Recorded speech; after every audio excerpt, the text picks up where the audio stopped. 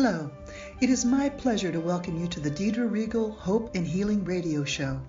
This is no ordinary podcast. This production has heart and soul, healing and wisdom, artists and authors. Deidre has spent her entire life promoting people, projects, and products that further hope and healing. She has also been a positive force in the entertainment industry as a vocalist, performer, musician, composer, conductor, author, and healer. You will be in good hands spending this time with her and her guests as they will guide you into another space where you can relax and feel their positive energy. Thank you for joining us. And now, here is the amazing Deidre Reigel with her special guest. Ladies and gentlemen, welcome to a brand new series that I am so excited about. It is the New Beginnings series. Today's guest is a gentleman named Alan Brunton, and I'd like to tell you about him before I engage this amazing gentleman in conversation. Alan is an entrepreneur. He's president and CEO of Entree Nous, Incorporated. He's a founder of CYMATRAX and a public speaker. He's also a visionary and a developer of a software platform aimed at enhancing optimal performance and human potential through targeted frequencies in digital audio, which results in healthier body, mind, spirit, and environment. His company, CYMATRAX, is all about sound software for sound lifestyles. Alan is a past professional opera singer and audio engineer.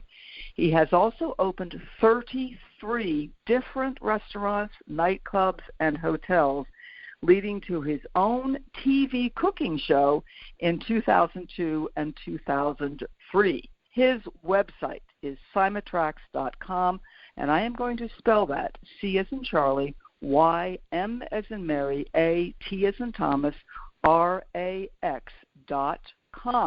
And if you wanted to reach Alan, which I'm thinking you were going to want to do after you listen to this gentleman speak, you can reach him at info@CYMATRAX.com.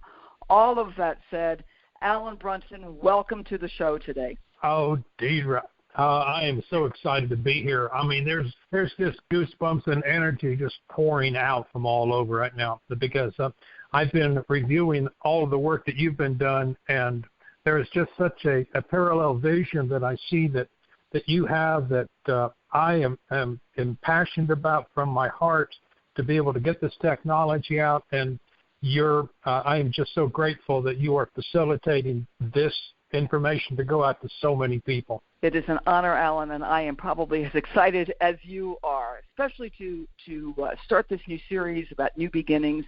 There is so much good energy now at the top of 2020. I think we're also excited about the changes that we feel coming and all of these new opportunities opening up.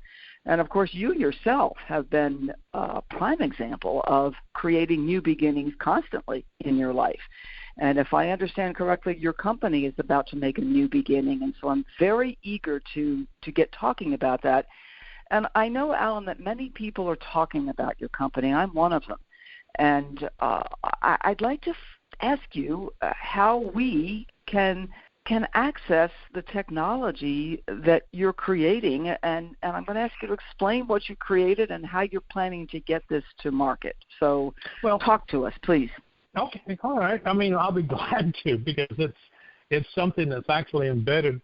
I may even have it tattooed on my forehead at this time. But the journey that I started on this was I started thinking about how there were complementary and alternative healthcare practices using specific frequencies in modalities as tuning forks and crystal bowls and electronic frequency generators that were using specific frequencies and getting positive response to reducing inflamed muscles and tissues and tendons. And when I looked very closely at what they were doing, I noticed all of the specific frequencies they were using were the exact same frequencies. But I still had a little bit of hesitancy to be able to bring this about to a lot of the people in the corporate world that I knew. So I went to do a Google search, and I found frequency therapy, Johns Hopkins frequency therapy, MIT, etc., several different, and they were using frequencies to be able to raise the cognitive ability of their test subjects and documenting specific frequencies that were working. And when I looked into all of their clinical trial data, these frequencies were the exact same frequencies that were being used by complementary and alternative healthcare to reduce inflammation and for better flow within the entire central nervous system. And I just said, wait a second, how come, I mean, these frequencies, and they also defined that there is other frequencies, which we will include and call white noise, that actually reduces your cognitive ability. And all that white noise is also in all digital audio. So I just asked the question, why hasn't somebody created software that will take a digital audio file, analyze it, locate where those good frequencies are, lock onto them, and then reduce a small percentage of the white noise amplitude, just the volume, without changing the quality of the recording, so that we can listen to different recordings, and then we can have more energy, less stress, and a higher cognitive focus. And people looked at me and said, well, that's never been done. And over 5 years ago, I said, okay, I'll do it. Exactly. So I went down, I got it validated. I had people from here in Dallas who had worked with people at Dell and other very large corporations down in Austin. And when I went down there and gave them a pitch of what I wanted to create, they just threw up their hands and said, this is incredible. Yeah, we would love to partner with you, but our problem is we don't have anybody that can write acoustic-based code to be able to go into digital audio and do what you're asking for. Good luck. So that's exactly what I've done. And it took me, they told me only 1 in 1,000 people had the ability to write acoustic-based code. Well, I found out it was 1 in 1,200. So it took me about 9 months to find somebody locally to be able to write my code. And I could have done this, gone offshore and tried to have somebody, let's say, from the Philippines or India or somewhere else to be able to write my code for me at about a third of the cost. But I'm just the kind of person that believes in one-on-one energy that exchanges. And when I see somebody's eyes blink or the way they move their hand, so I had to have somebody that I could sit across the table from, and we just take pieces of paper and draw what we envisioned would work. And it took about another 4 months to actually get the software developed, and we started testing it, and it is just working just marvelously. I've got it sitting up in the cloud right now. We're looking to be able to find a way to be able to expand upon the website so we can give it access to anybody who wants to be able to use it. Wow. At some point, this becomes a business and a business model. So I think you're at a point where you're now ready to really get this into the hands of many people. So could you talk to us about what's next? Well, what we're doing is now I have reached into my own back pockets, and I do have over $250,000 of my own money put into this, into the development. And the major cost besides the development was actually getting the technology patented. There were some problems going on with the United States Patent and Trademark Office in the realm of software, because they had almost put a moratorium on issuing patents because they had been issuing so many so fast that everybody just said, whoa, wait a second, we have to slow down on this. So there was an example called Alice that was the standard, which almost shut down issuing patents to software. So that was something that took over 3 years. Once I found one of the top 100 power IP attorneys here in Dallas and had her work on my submission, and we worked together with the gentleman who actually wrote my program, and we designed it. It took 3 years, and very costly, but we did get it up, and we've got it so that it does cover not just, like I said, digital audio. So it's music, podcast, corporate training, online education, books on audio, streaming media. The algorithm, we can even take that, put that into a chip, and be able to then put that into hardware like a cell phone or a car radio, so that whenever somebody is driving their car, all they have to do is hit our button right next to the Dolby button, and they'll be driving with more energy and more focused attention, so that somebody like Toyota could actually use this as a safety feature to be built into their cars. So What we're doing is taking small steps. I do have a partnership with Adobe at the moment to be able to take their corporate training modules. I met a gentleman out in Palo Alto a few months ago who is the head of corporate communication engagement, and when he heard about what I was doing, he said that he had to start using it immediately so that we could put it into, or he could put it then into the budget for next year or this year for Adobe to be able to license it out to them. So what we're doing then is he is actually extracting the audio from their corporate training modules, emailing it to me. I'm running it through the software and sending it back to them, so that when an employee is listening to it, they will actually retain the information faster, quicker, easier, and longer. Now, I also have another engagement with the University of North Texas, whereas we can do the same thing with their students' iPhone video recordings of professors' classroom lectures, so that I can extract the audio from that, run it through the software, and then put it back and archive the video, so when the student wants to review, they'll retain that information much easier as well, thereby raising their test scores, thereby raising the GPA of the university. And from the people I've met there at UNT, they're very excited about using this in so many other areas of the entire university.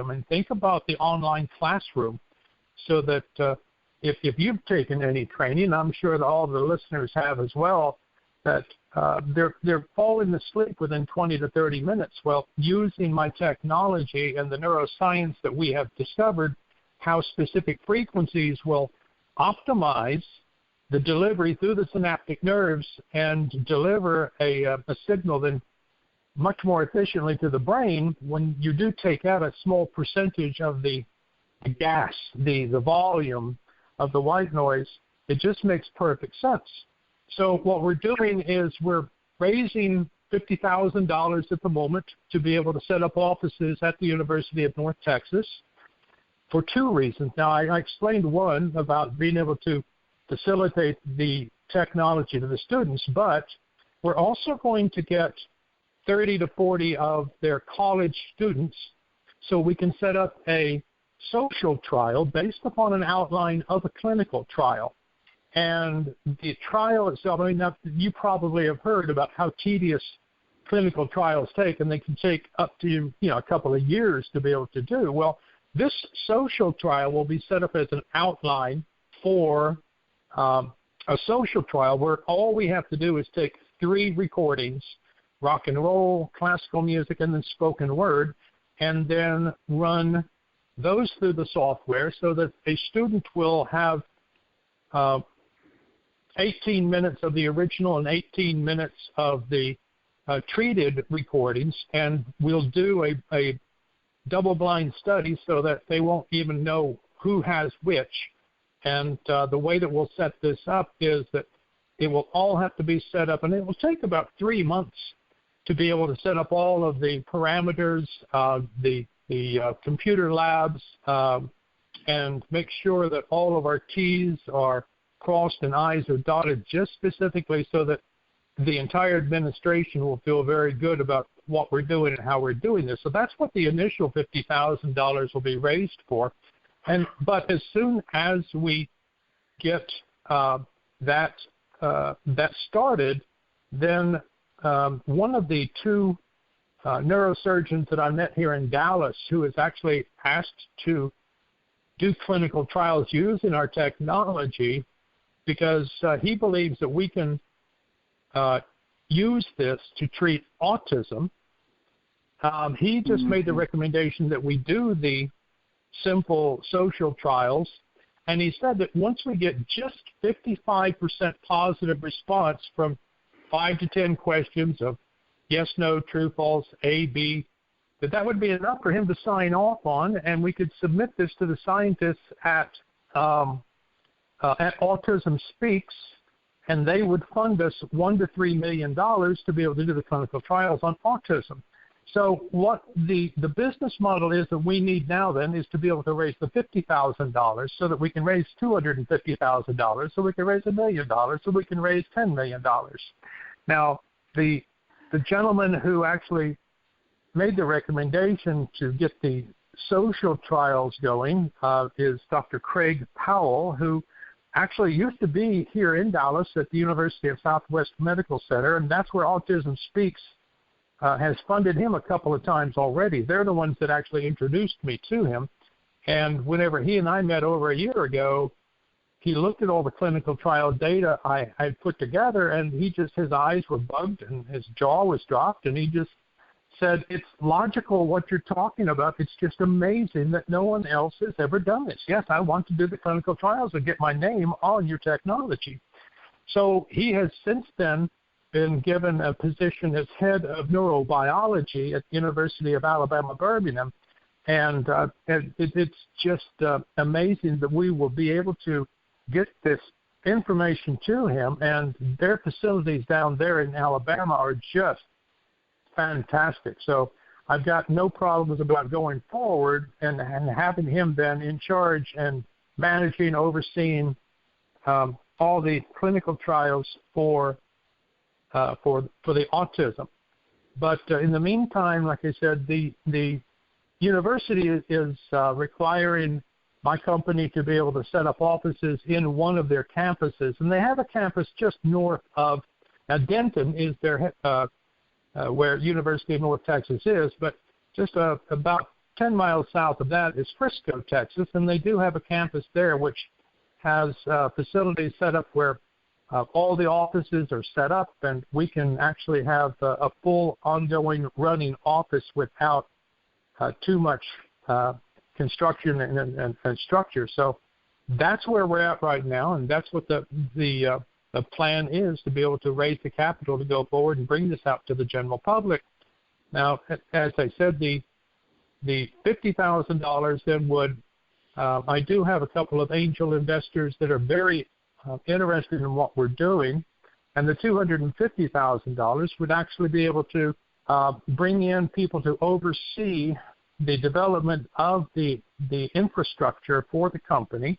We need to be able to rebuild a website, and I can get a lot of interns from the University of North Texas. That's no problem, but they need to have some direction, and so we need to hire a couple of developers to be able to go forward and give them direction and oversee their work while we're doing that.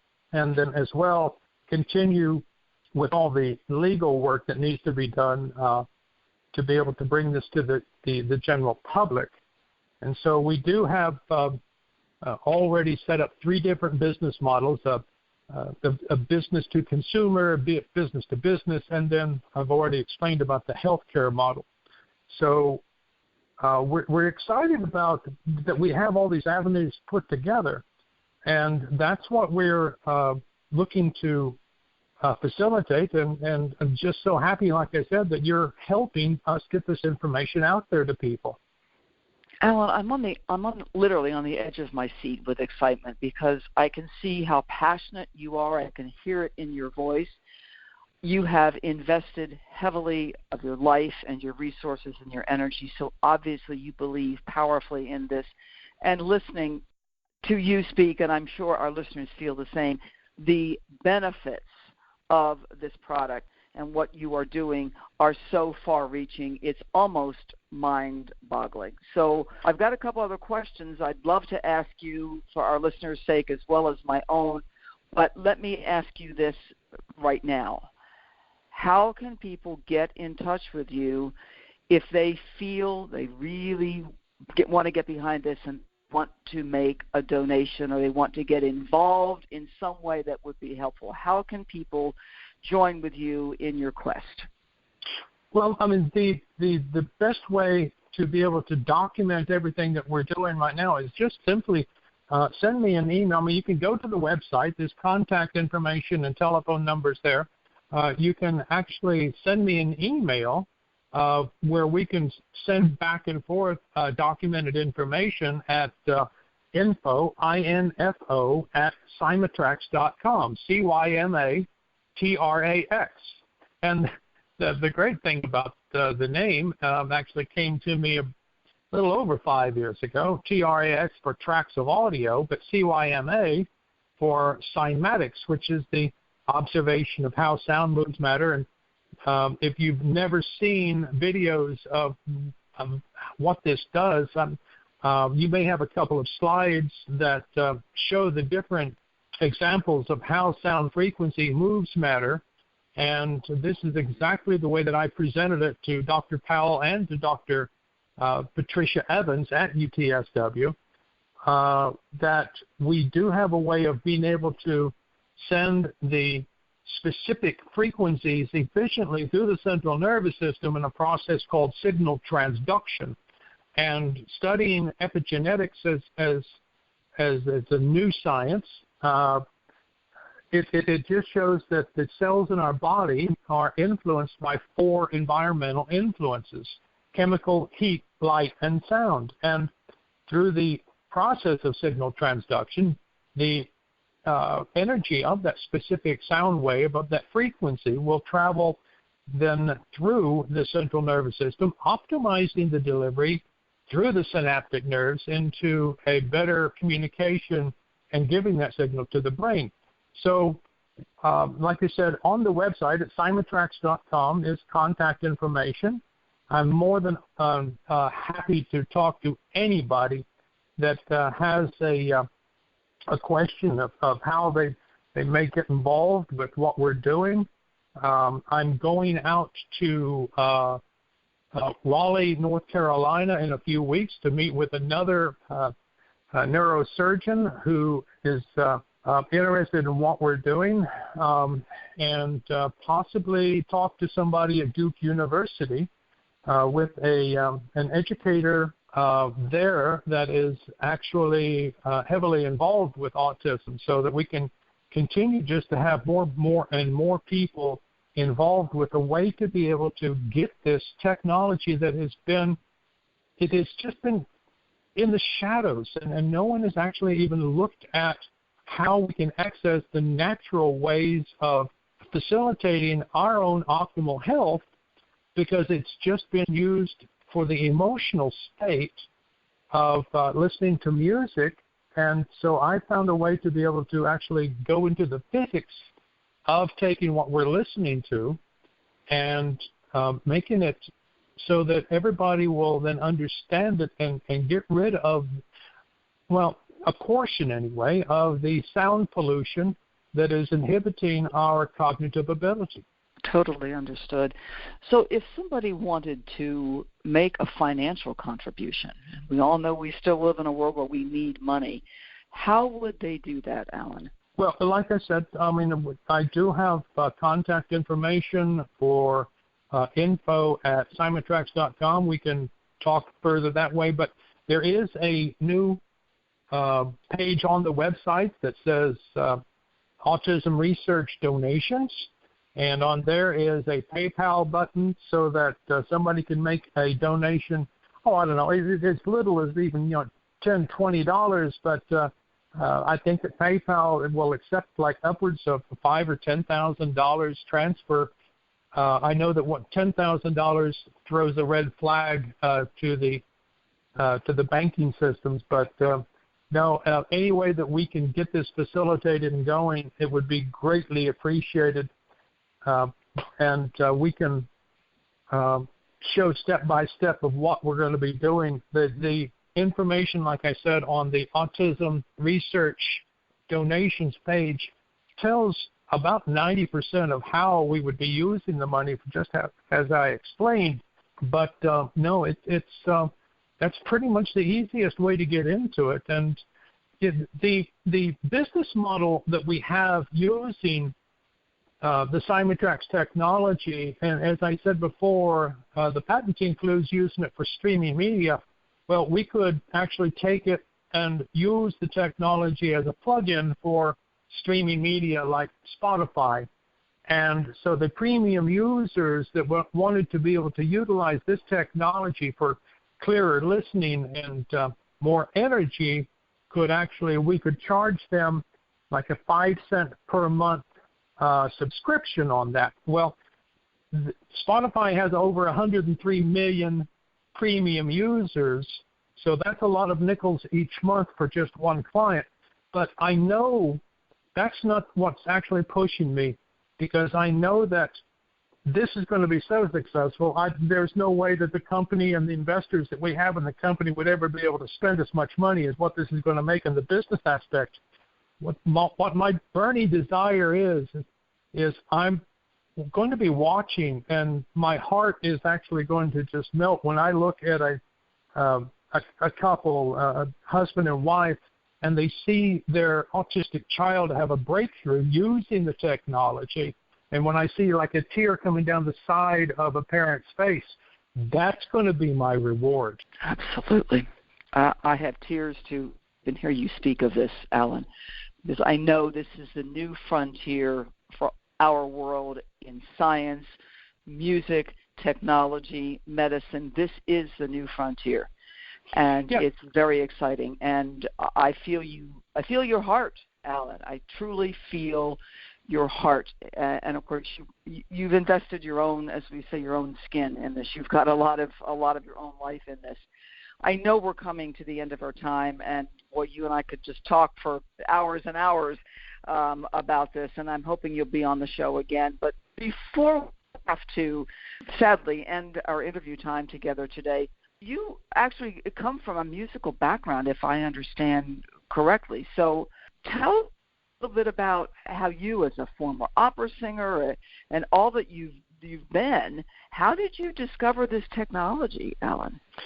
Well, to get back to my upbringing, I started singing when I was 5 years old in kindergarten, and that in itself is one of those Reader's Digest stories that will come out one of these days. But all through school, I always sang and was a pretty good singer, and I got solos, and Texas Old State Choir 2 years in a row when I was singing this first tenor, and scholarship offers, and then I went through and sang on stages for different college productions, and came to Dallas and sang with the Dallas Opera for 9 seasons, went to Washington, D.C., worked on a master's degree there at Catholic University, was invited to go sing at the Vatican, and I actually still have that video up on YouTube right now, getting to sing Amazing Grace in Rome with a choir of 50 backing me up, which was a marvelous time there. Yeah. But that was back when I was 35 pounds lighter, and I had black hair.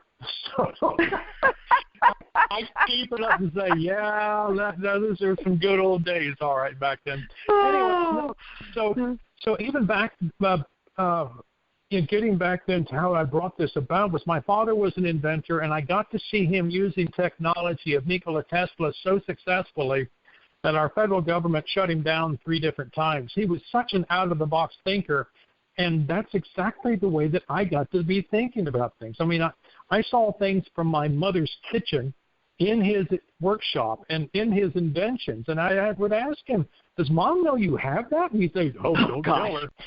Sat under the sink for 6 months. So, and so that's what I looked at. I looked at things, okay, so here's music. Well, how else can we use it besides just an emotional response? I mean, and so then I found that we do have, with the observation of cymatics, that frequency moves matter. Well, this frequency then does travel efficiently through the central nervous system. To me, it was just a simple 1 + 1 = 2. And, yes. I mean, a lot of people, the people down at Dell said to me, had you come from technology, you would not have been able to think of this. because you would have all the parameters and boundaries set just like people within the industry. It's only because you didn't come from technology that you came up with this. And the people that are looking to invest in the company right now are all agreeing says, yes, this is very, very new, and we're excited about seeing this come to market. You know what it is, Alan, in my mind, is it's us being human, fully human, and employing technology. You came from an arts background where you experienced humanity in its fullest, and then you're moving into the technology. And I believe our future is using technology to augment and benefit us as human beings. And this is the next logical step. In the beginning was the Word, and the Word was with God, and the Word was God. And whatever your religious or cultural whatever upbringing you've had might happen to be, if we were to substitute the word sound for the word word, we would understand what science is coming to now, and it permits us to be fully human and honor our humanity. What we're doing now is creating technology that does not dehumanize us, but actually brings us to our full potential, and that is something to get really excited about. Yeah, I am so happy that you brought up John 1:1, because I always quote that to other people and just let them know it wasn't the spoken word, it wasn't the printed word, it was sound. Yes. In understanding quantum physics, matter is nothing more than compressed energy, and it's moved into form by sound and held there by gravity. So there's the quick version of how the universe was created. Here you are now. The universe must have been waiting for you, Alan Brunton, to do this. You are sitting with technology that gives us a whole other platform for increasing potential, solving health problems, rewiring our brains, which we now are calling neuroplasticity. You are sitting there with technology and a heart behind that technology, Alan. And I have been so honored for you to have taken time today. I've been so honored to have you on this show today to explain about what you are doing, and I have such praise for you to invest so heavily and to work so hard, and I thank you so very much. Deidre, it's been my sincere pleasure, and it's because of people like you that want to and have it within their own hearts to be able to help others in humanity that I take my hat off to you as well. Thank you. Thank you. We're all in this together. Ladies and gentlemen, we've been talking with Alan Brunton today, and this is part 1 of the New Beginnings series. If you wish to reach Alan, his website is CYMATRAX.com, and if you wanted to reach Alan, you can reach him at info@CYMATRAX.com. Ladies and gentlemen, here is to our very bright future and a lot of wonderful new beginnings. Alan Brunton, thank you for joining us today. The views and opinions expressed by our guests are not necessarily those of this podcast, nor is any content intended to diagnose, treat, or cure any illness of any kind, or substitute for proper professional care in this regard. We sincerely hope you have enjoyed today's show. If you're not already a subscriber, please click on the link and join our ever-growing community of goodwill. If you would like to be a guest on our show, please contact us at drhoperadio@gmail.com. That's drhoperadio@gmail.com. All of us here at the Deidre Reigel Hope and Healing Radio Show wish you a day filled with hope and joy.